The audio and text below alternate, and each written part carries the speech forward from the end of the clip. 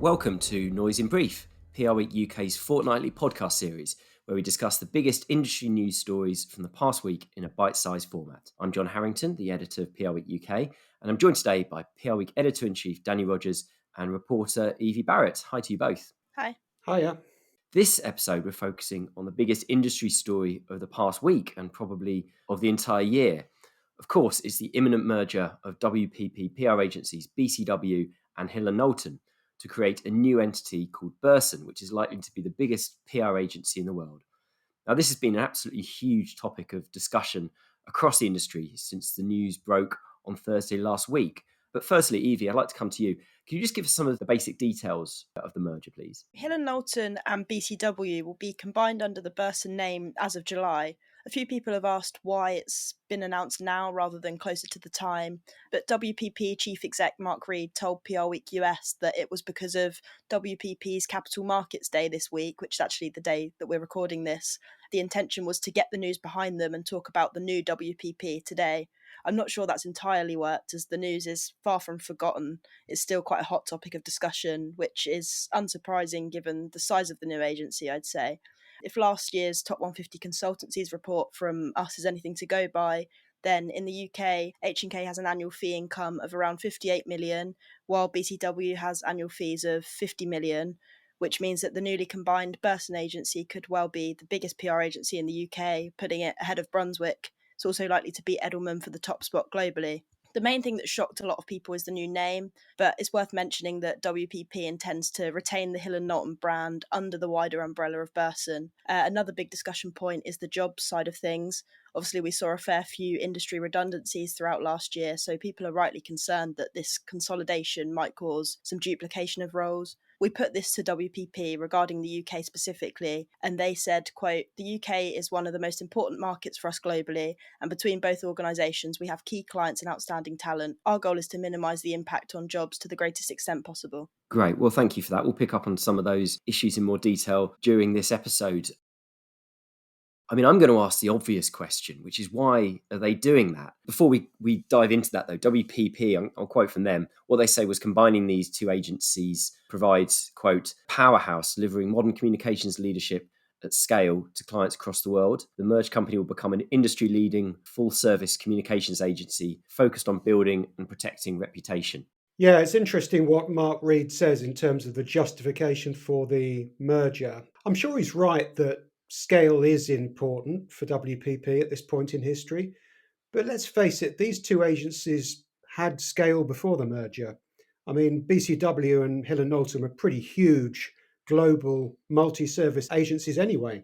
So I think it's more about costs, if I'm honest. I think we're living in an environment where top line growth is very slow. I think WPP overall is only going to increase its revenues by about 1% over the past year. And I think its PR agencies are growing very slowly as well. And that's at a time when the costs of running these agencies is going up thanks to inflation and higher wage settlements and so on. So if it's going to return dividends to its shareholders, if it's going to improve its profitability, it needs to cut costs. And without a doubt, that is a driving reason why they're doing that merger now.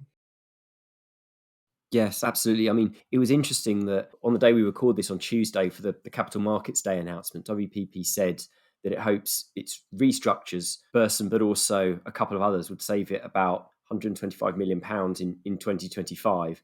And, quite a lot of money sort of for the few years ahead. Find some cost savings. But it's going to take a few years, as you say, for these cost savings to come through. They've got a lot of work to do to combine offices, presumably, back-end systems. There's inevitably going to be some job losses. I don't know whether that's redundancies or whether they'll just use kind of natural wastage. But if you're going to save costs by stopping duplication, that's going to be quite a painful and lengthy process, I would have thought. Yes, and duplication's interesting, isn't it? Because when we were sort of doing an analysis piece on this, I spoke to a few people at WPP and BCW kind of linked to those entities. And I mean, the sort of one of the kind of almost hopeful approaches to it is saying, well, BCW has been really, really strong in corporate consultancy and public affairs and that sort of thing, whereas H&K has been a sort of a really strong player in consumer. So actually, although they both do both of those things, that sort of meeting could be a really sort of strong offer, and maybe there won't be as many conflicts as Yeah, we might I think. get that to a certain extent. I mean, BCW, i.e. Burson, has been stronger in corporate, probably globally, than many other agencies. But the last time I spoke to a senior boss at Hill Knowlton, that agency was about 50% consumer, 50% corporate. So Hill Knowlton do a fair bit of corporate as well. Even BCW had a significant consumer arm, right? I mean, Conan Wolf, which was merged into BCW, was known as a very good consumer agency for a long time. So yeah, there are strengths, but these are quite complex and mixed agencies, wouldn't you say? Speaking on a global level, an ex H&K person also told me that they think that H&K is perhaps stronger in the UK than it has been in the US compared to BCW. So I think merging the two agencies kind of gives them a stronger global presence, which they'll obviously want, given the kind of uncertainty in certain Yeah, I markets. think that's right. I mean, H&K has had a pretty checkered past in the States. They called it H&K Strategies for a while, if you remember, and then H plus K. Then they rebranded it back to Hill and Knowlton again. And yeah, it's had a difficult time in the US. I think it's always been a very strong brand in the UK. I mean, if you talk to many senior PR professionals in the UK, they've often worked at Hill and Knowlton at some point. It's got this sort of university of PR type reputation in the UK market, whereas I think in the US it's not as strong as Burson. Right. So we've looked at some of the reasons for this merger taking place. I'd like to talk a bit now about some of the biggest risks associated with a merger of this scale. Who would like to come in on that? What are the sort of the real causes for potential concern when it comes to such a complicated merger happening? One of the things I've heard from a lot of the commentary is kind of these businesses coming together and obviously forming a big powerhouse, as WPP's mentioned, but there's a point where it kind of potentially becomes too big, and if you're offering everything, is it going to be seen as too generic? I mean, there's a senior industry figure that I spoke to who compared Burson to agencies like FGS and Teneo, and essentially said these businesses are getting so large that it's hard to pinpoint what they stand for, and from a client point of view that might not be beneficial because clients like to understand what they're buying into, and kind of going for an agency with distinct character. I mean, why should clients choose such a big agency when there are others that kind of all offer the same things to an equally high standard? Yeah, I think it's a real dilemma, isn't it? Because on the one hand, scale, as Danny mentioned earlier, is important. I mean, we shouldn't underestimate the advantage that that can bring. But with that scale does come a difficulty with being distinct and sort of standing apart from your other sort of agency behemoth rivals. And I think that is something that the company's going to have to be very careful about. There's also the internal culture, isn't there? If you're sort of very used to being, operating in the BCW way or in the Hill and Knowlton way, suddenly you're sort of smashing these two cultures together. It's going to be difficult for some people. I think that's something that both sides and WPP are going to have to pay very close attention to make sure that they don't sort of lose people internally due to the merger. I think that's absolutely right. And the other thing about these agencies, they've already been merged and rebranded several times. It just seems to be a constant thing now with WPP agencies that they're always changing, they're always merging, they're always changing their name. They've done it as well in the advertising world, of course, where they've created VML from agencies like J. Walter Thompson and Rainey Kelly, Y&R and Wonderman. And culturally, it is difficult, isn't it? If you're constantly changing your name, changing your positioning, then a lot of people think, well, why is it that I'm working for these agencies? And as you said earlier, John, I think, why am I buying this agency? What is it about this agency I'm buying?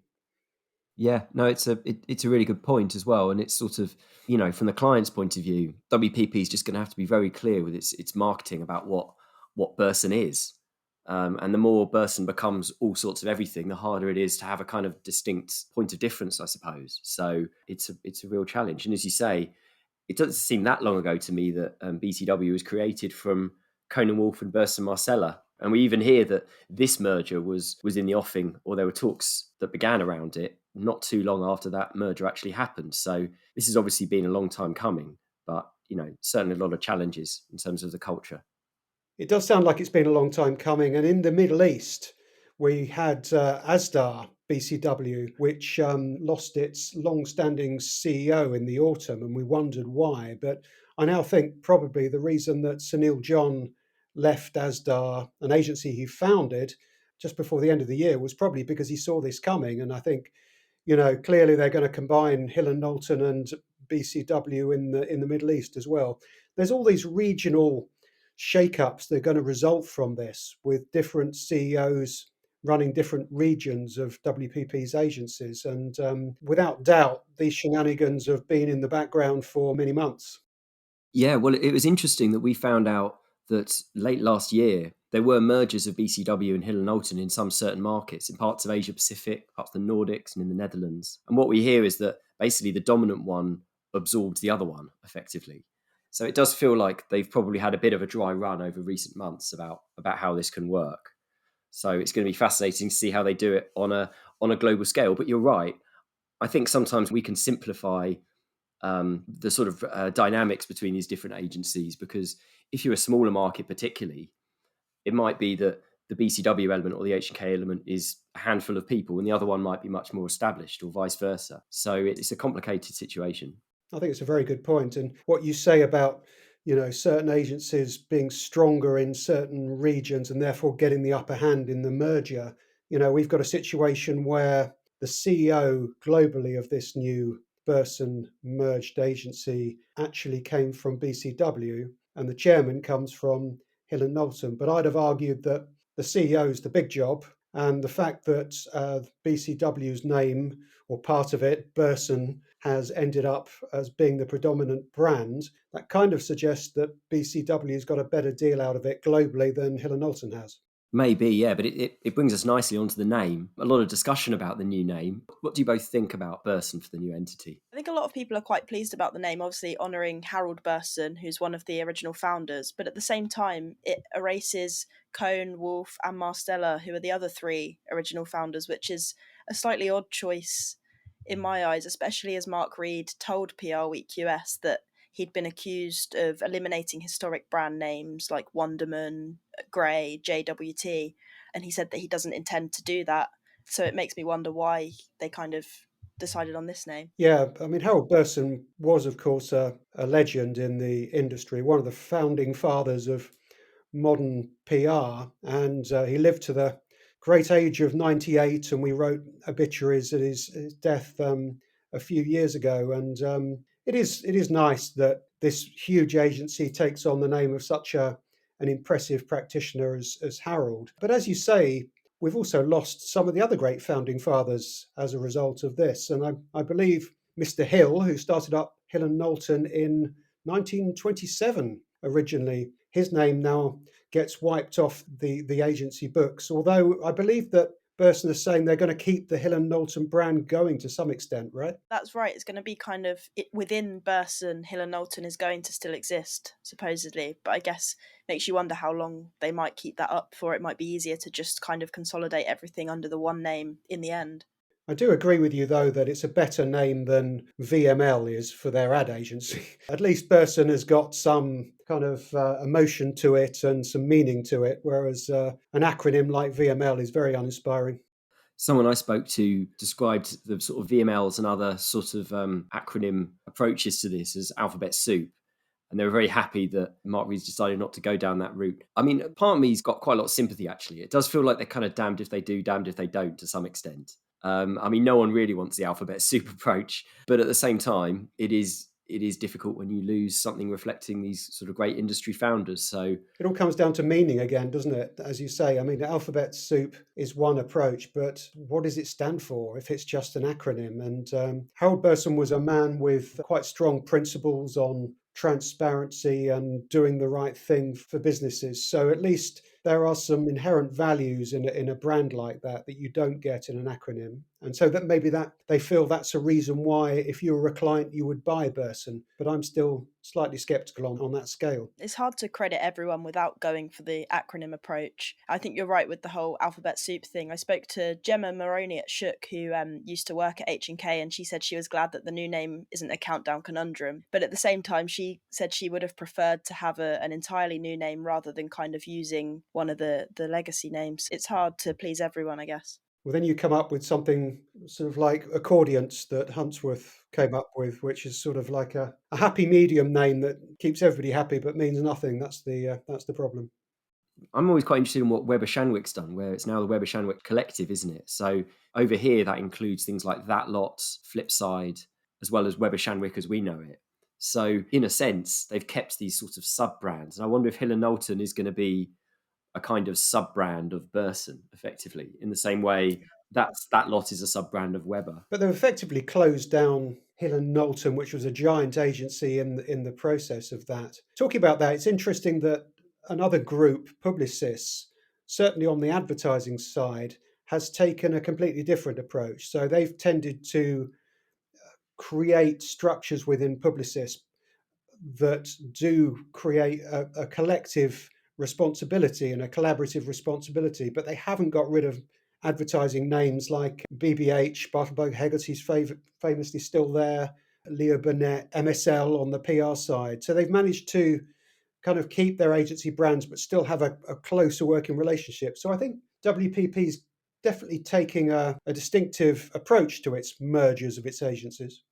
Going back to the point about some of the challenges, actually, one thing that just occurred to me, I remember when I spoke to Hill and Knowlton a few years ago, I interviewed Simon Whitehead there, the UK boss. He was describing about the way their company is, the agency is structured, it's by industry rather than by specialism. And I think they were the only major agency, and people will correct me if I'm wrong, that does that. You know, so they've got a division for, say, sport and entertainment, they've got a division for, say, oil and energy and so on. So that's a really interesting challenge, isn't it? It's not like you can merge one consumer division and another consumer division. You've got all of this stuff to pick up.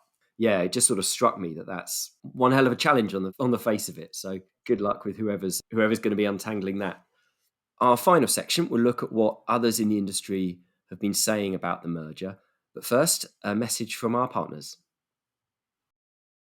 Okay, looking at some of the sort of broader industry issues going on at the moment, what do you think this merger tells us about the state of the PR agency world and the UK PR agency market in particular at the moment? Perhaps a slightly obvious point, but I think it tells us that the market is really tough at the moment. I mean, if two of the biggest players in the game feel it's safer to combine their efforts, then it makes you wonder how stable many of the smaller agencies are, those who don't have the available option to merge. Speaking to one ex H&K figure, he made an interesting observation that mid-size agencies are essentially going out of fashion because clients will typically either want a powerhouse that can do everything or a smaller specialist agency that can provide a really bespoke approach.